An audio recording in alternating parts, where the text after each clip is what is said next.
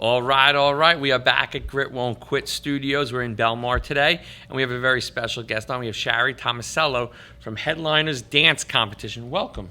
Thank you, Tom. It's a pleasure to be here. Thanks for having me. Thank you for coming. Thank you for getting involved. Thanks for wanting to be on the podcast and tell your story. So you have a very interesting story. You've been in business a long time. Congratulations to over 35 years in business. That's no small task to accomplish. Yeah, we're very excited. We love what we do.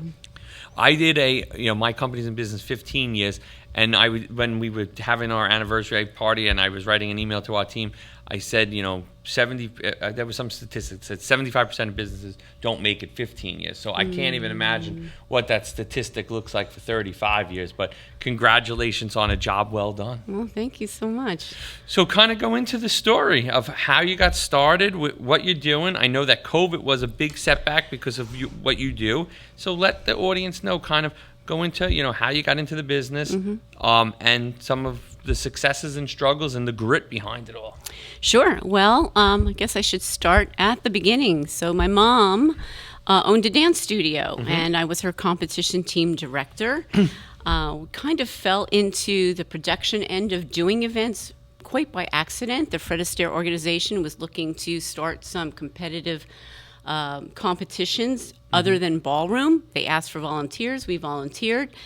That lasted about 3 years, Okay. And then they decided, you know what, performing arts competitions isn't the right thing for us. We're going to just stick with ballroom. Know what we know. And we know what we know. We're dealing with just adults, no parents, no kids. This is good for us. And then everybody encouraged us to kind of just start our own thing. And here we are, going into our 36th season, which is, knock on wood, I'm excited to be here. Yep, and now it's more than just a local organization. You guys do nationwide events. We do. We travel north to south, east to west. We started with 8 competitions when we first began. 8 competitions a year. 8 competitions a year, and now we're expanded to about 34 competitions a year. Yes. Impressive growth. And where's the most? We're sitting in New Jersey today. So where is the furthest one you do? So we are expanding more and more to the south and west coast. We now have a warehouse out in LA. Awesome. So I would consider the west coast to be our furthest. Yep, we now have 5 or 6 West Coast cities we're doing for the 2025 season. That's awesome. And we're hoping to add Denver and the Louisiana, Texas area for 2026. So we keep going. Great. There's no slowing you down. No, we're not going to slow down. We got to keep building. Perfect. I love it. So you start out, you're doing 8 a year, and it's going, and then you start increasing, and as more and more school teams want to get involved, right? Oh, absolutely. And we would start getting requests, as word of mouth, because 35 years ago we really didn't have the internet. We didn't have social media. It was all direct mail, word of mouth. We'd get we'd get phone calls saying, hey, why don't you come to this area? Why don't you come to this area? We're like, okay, sure. And how do you scout out to make sure it's going to be a good area to do an event? You know what? It is poke and hope a lot of the time. It really is. And especially in the beginning when we didn't have this, social media access where we could reach thousands and thousands of people. Very quickly and easily. Right. Actually, how we started was going and getting yellow pages. To build our mailing list. So we have come a long way, baby. Yeah, that's kind of funny. You have the Illinois yellow pages. Exactly. That's funny. All right, so now you're cruising, and then 2020 comes. Let's kind of dig into that and dive in there. It gives me a pit in my stomach just thinking about it. I know. It was definitely interesting time, wasn't it, for everybody? But I think especially for the entertainment industry, because we could not do events. Yeah. Everything was shut down. So we really had to buckle down, and thankfully I had a wonderful team, and I'm like, okay, how can we get our events off the ground? Of course, initially it was, it's going to be 2 weeks, it's going to be 4 weeks, it's going to be whatever. So we were planning, we had to stop our events mid-March. Sure. So we were thinking, okay, maybe we can just push them to May and June. Well, of course, that didn't happen. So I went, okay, we got to think out of the box. And I said to my team, public schools can't have us. Maybe private schools can. Catholic schools, they never shut down. That's how we did it. We started with block schedule. We were actually the first competition in the country, and there are hundreds of us, to host an event, and it was August of 2020 in Providence, Rhode Island, at a small Catholic school. What made you go to Providence, Rhode Island for that? Well, because we had events that we had to cancel in the New England area. Okay. We're like, okay, we can get those people to compete their routines, and obviously apply their money so that we can get them going again, Sure. Of so course, how'd the first one go? It was interesting. We had a lot of things to overcome. We could only do block scheduling, which meant one studio at a time. Mm-hmm. So it was hard for them as well because it was back to back to back to routines. The kids, if they had multiple routines, it was a little tough, but we made it work. We did whatever we had to do to get those kids on the stage. And of course, in between, we had to disinfect all the dressing room space and the auditorium. But listen, it got these dancers and these studios on the stage performing the routines that they have been rehearsing and working on all year. So for me, it was just, I just had the biggest smile on my face. Yeah, it had to be super rewarding to kind of be the first out of the COVID gates to get back in there and get these kids. Again, the kids wanted to do this. Oh, absolutely. They're chomping at the bit to do their routines. Absolutely. And then we went to another Catholic school in Ohio, and they never shut down. And they're like, we never did anything. We maybe had wear masks. They had under 10 COVID cases. Really? At the height of COVID. And I said, you're kidding. He goes, yep, you know what? They don't have any data. We just kind of did our thing. We didn't have to abide by anything. And I was like, wow, that's very interesting. But thankfully, we're back.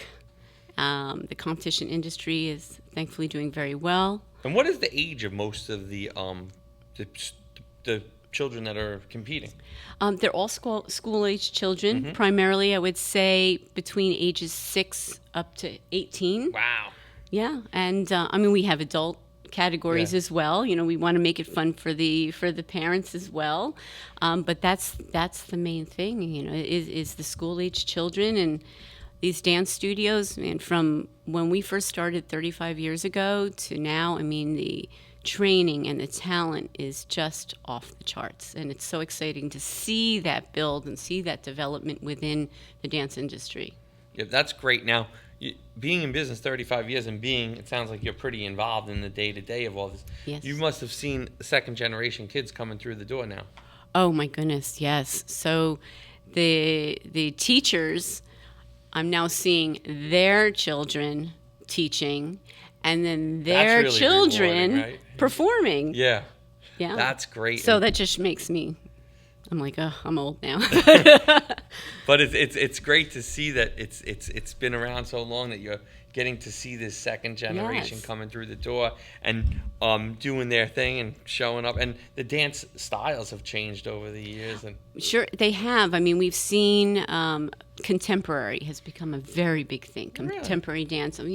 So you think you could dance had a lot to do with that. And what's it's fun too is to see some of the dancers that come to headliners, have been to headliners, have been choreographers for So You Think You Can Dance and have been competing on So You Think You Can Dance. So it's nice to see the dancers that actually competed with us become successful in the dance field in their own careers professionally as well. That's fantastic. That's got to give you a good sense of... I love that.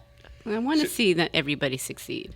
Absolutely. So when you look at 2024, you got through COVID, which was probably one of your hardest accomplishments. Absolutely. And that's really showing you some grit, right? That showed you. That's why this resonated with me. Grit, don't quit, man. It showed me what I was really made of. I'm not going to let anything stop me. Yeah, and that was a hard time for everybody. Sure was. God, I remember the first day. Yeah. And I was like, oh, what do we do? Mm-hmm. Exactly. I said to him, I remember our chief operating officer told me, Tom, I think they're going to close things down. I said, you can't close things down. It's never going to Right. happen. And she's like, no, I feel like I've heard this now multiple times from multiple sources. And I said, I think you're overreacting a little bit. And then like 4 days later, I was like, okay. So I said, we'll send everybody home for 2 weeks. We had, I want to say probably at the time, 4 years ago, probably had about 10 or 11 employees. But it was still, this is a company that came in 5 days a week. Everybody came in. Absolutely. And now I said, all right, we'll send them home for 2 weeks. Take your screens, take your laptops, take all your stuff, and we'll look at this in 2 weeks. And in 2 weeks was like, we're not going anywhere. 2 months to 6 months. And then it was like, and I remember in June, July, we set up a policy that said we would take a third of the people back and a couple days a week, and the world has changed since. It really has. We have actually evolved a little bit because same thing. We had our entire team came into the office every day. Everything shut down. Nobody could go into the office. So now it's most of us work remotely, except the warehouse people that handling our equipment and whatnot have to go in there and do prep and post. But it has evolved, I think, for every business. Yeah.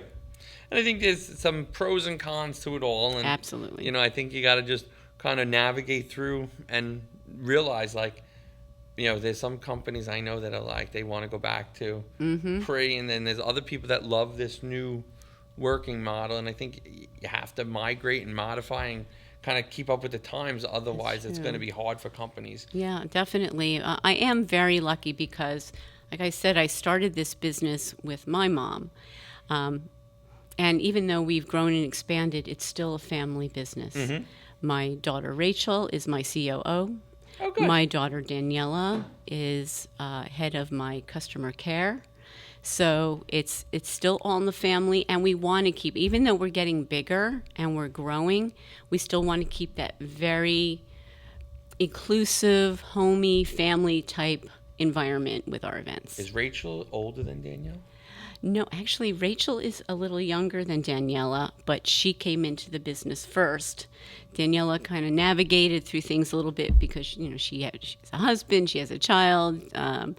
They're actually in Texas, and then she's like, this is what I really want to do. It's what I've always wanted to do. I'm like, okay, well, your younger sister's your boss, but that's where I was going to go next. Yeah. So, but they're great. They get along great. So Daniela works for Rachel. Pretty much, yeah. And everybody's okay with that? Everybody's great. Perfect.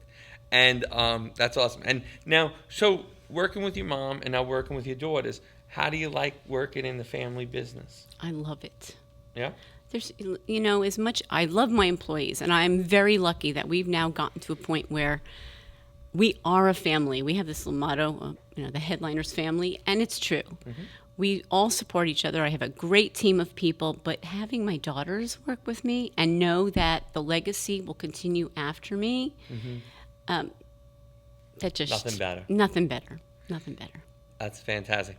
And where do they see the business going? Oh, Rachel's a beast. Okay. She's constantly looking towards the future. There's always a plan. There's always that 5-year plan, and this is what we want to do. This is where I'd like to be. I like Rachel already. Yeah, she is amazing. I am so proud of her. I can't say enough about my daughters. Now, were both of your daughters dancers coming up? Yeah, well, Daniela went to college for dance, actually. Awesome. She went to Rutgers. She graduated from Rutgers. Ended up, though, in retail. That's how it happens sometimes. But she got here. Rachel was she was a phenomenal dancer. Rachel danced. It wasn't her forte. Rachel is a business person. She's just really good with numbers and organization. And I thought she was going to be an accountant at some point. But she really is very, very bright. So she's got her finger on the pulse. Oh, yeah. I have no doubt that that if God forbid, I wasn't around, something happened, the business would be fine. Okay. Yeah. Does Rachel feel that way too? Oh, yeah. Okay. She's very confident.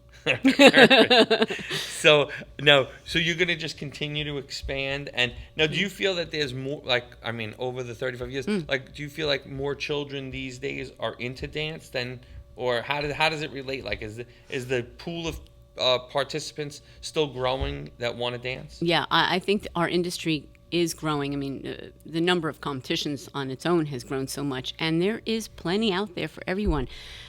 Studios keep popping up all over the country. That's great, though. But it's good for the kids. It's not just about the technique. I mean, it's the teamwork and the camaraderie, and it doesn't matter what you do in your life.